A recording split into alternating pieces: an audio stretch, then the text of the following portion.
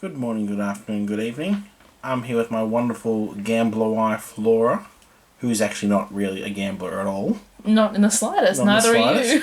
And we're here to look at the board game Gambler from Parker Brothers. It's apparently the pays your money and takes your chances game. And apparently you have to dress up like an old poker dealer, an old mob boss, like, what are they called? Like a flapper, Or something, and some real Lady fur. with nice fur, yeah. You can't see it, but our camera is going mental on this kid's face. It's picking up the face, but it's like shaking on the screen as though he's moving or something. I don't know. So this is... it's a game I really want to like. Sure. But it just doesn't quite hit the right notes for me. So the idea is to gamble and make, I think it's $1,000. Yeah. Oh, that's upside down. Hang on. Oh, you can hear rattling. So the back, for some reason, is all in black and white.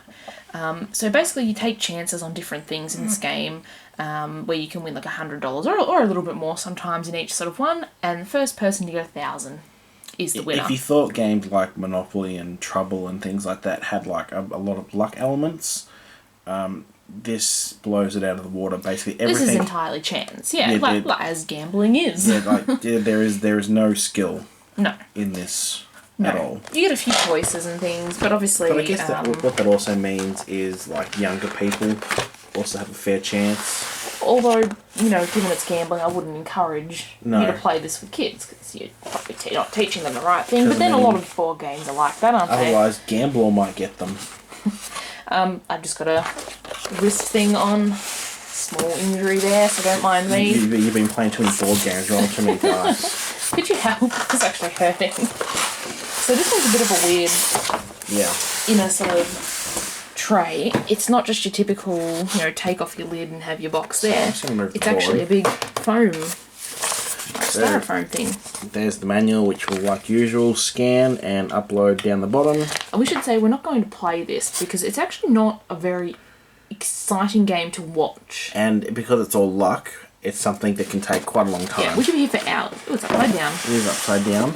Yes. So, that's everything. Yeah, there's not many components. So you've got your moving pieces, which are like the big ones, some little marker tokens. Which are basically betting tokens. Betting tokens, and then a couple of number die. You have your... cash. Cold, hard cash. Yep, it's actually not printed very well. The quality of the money is not very high. There's a lot of misprints and it's a bit thin, but it's, Then we have, I guess, the most interesting part of this. I can't go to work. I don't want to make too much noise either because our kids are asleep. So that's what you use to roll the dice. Not to move around the board, but you can pick, you'll see on the board when we open up, you can pick like what numbers you think are going to come up and bet on them. Yeah, and there's like split and things like that and things take your chances, so... Yeah, so that, like I said, that's probably the unique thing about this game. We have raffle tickets, which are just... Well, those are the IOUs that we saw there first. So with the IOUs, which basically means if you go bankrupt, if you borrow money from the bank, you got your raffle tickets, which are pretty much... you can win. Have a value amount in the end. The issue is you've got to land on a certain space to actually claim your prize, and that's actually a lot harder than it sounds. I think there's only maybe one or two spaces on the board from memory. And then we have bank cards, which I guess would be the chance, community chest, and say Monopoly. They do random things like they give you better luck. They say go certain spaces.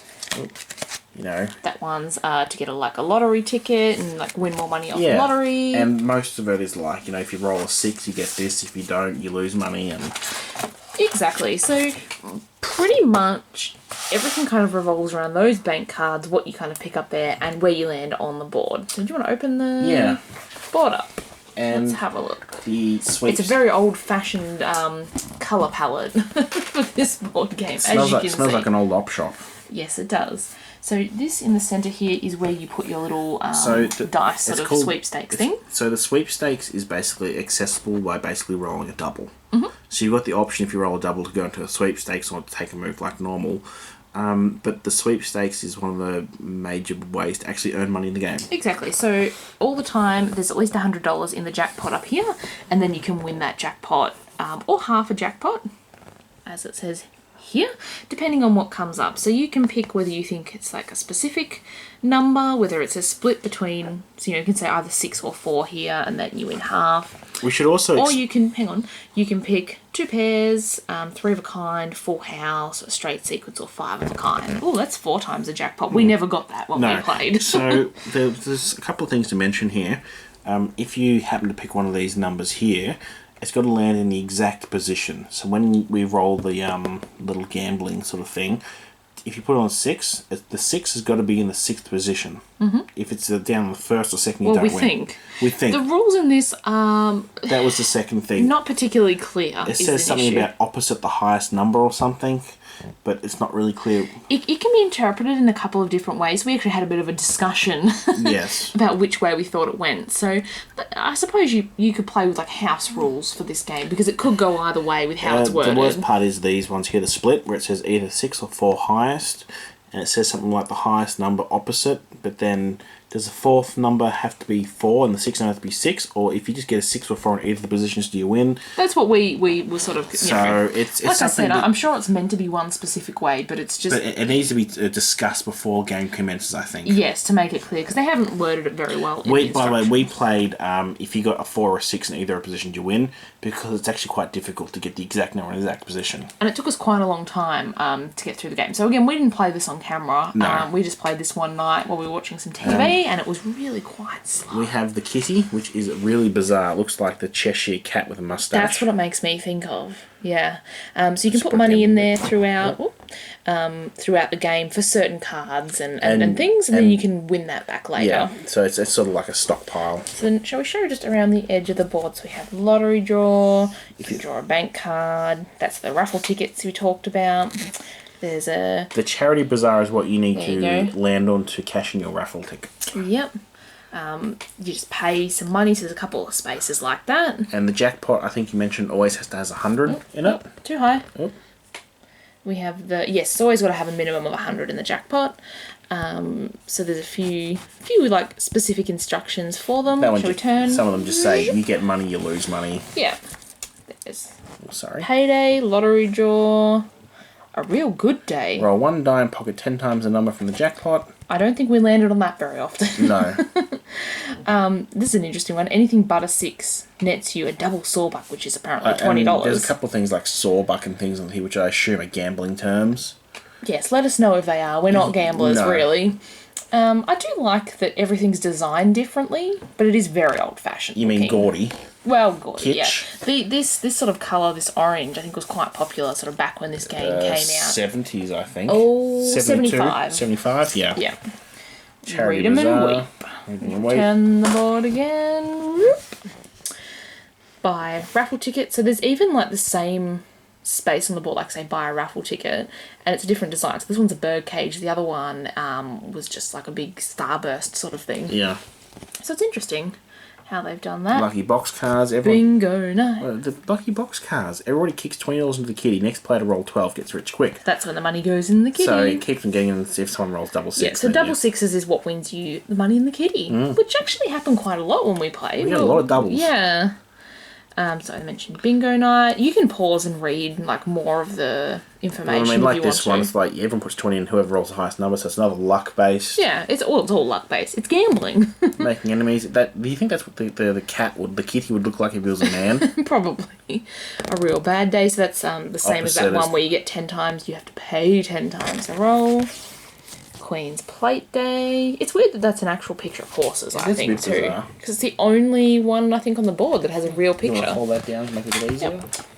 There's lottery draw, and another one, draw a bank card. Raffle ticket space down a bit more, Nathan. Nathan's not paying attention to what's on screen, I don't think. No. You can double your money there. Stock market. Oh, here you go. There is one more image on there. It's kind of a blurry boat ride. Like a gondola or There's something. a swan behind the letters as well. And we're back to where we started with the lottery draw. So that's the board. It looks like there's a lot of different spaces, but you'll... Just drop that down. I'm just trying to show. I'm not sure. Keep going. Keep going. Ooh, we'll just move the camera a little. That's where the bank cards go. And that was the jackpot area there. So, as I was saying, it looks like there's like a lot of different spaces, but if they all had like identical designs and all the spaces, there's probably only maybe 5 or 6 different spaces along each side of the board. Yes, I mean there's 2 charity bazaars. There's like I think 1 on every side almost of like the raffle tickets. There's several like draw bank cards. So they've made it look more busy than it really is. And like I said, you got spots around like the board which give you $20. You can bet 30 and all that. But your real money comes from the sweepstakes, which is tricky to win. Which is tricky to win, but I mean that's the whole thing. It's gambling. I think this game would be better with more than 2 people, though. Yes, I agree. It would maybe be a bit more sort of action-packed with a few more people. And I mean, if you had 6 people and they had all 6, then, more likely that someone's going to win something. And yeah. So if you enjoyed watching this video, give us a thumbs up. Let us know down below if you've ever played Gambler before or anything else similar to it. Hit subscribe and check us out on Facebook. And don't forget, don't let Gambler get you. Sure. Thanks for watching. Bye-bye.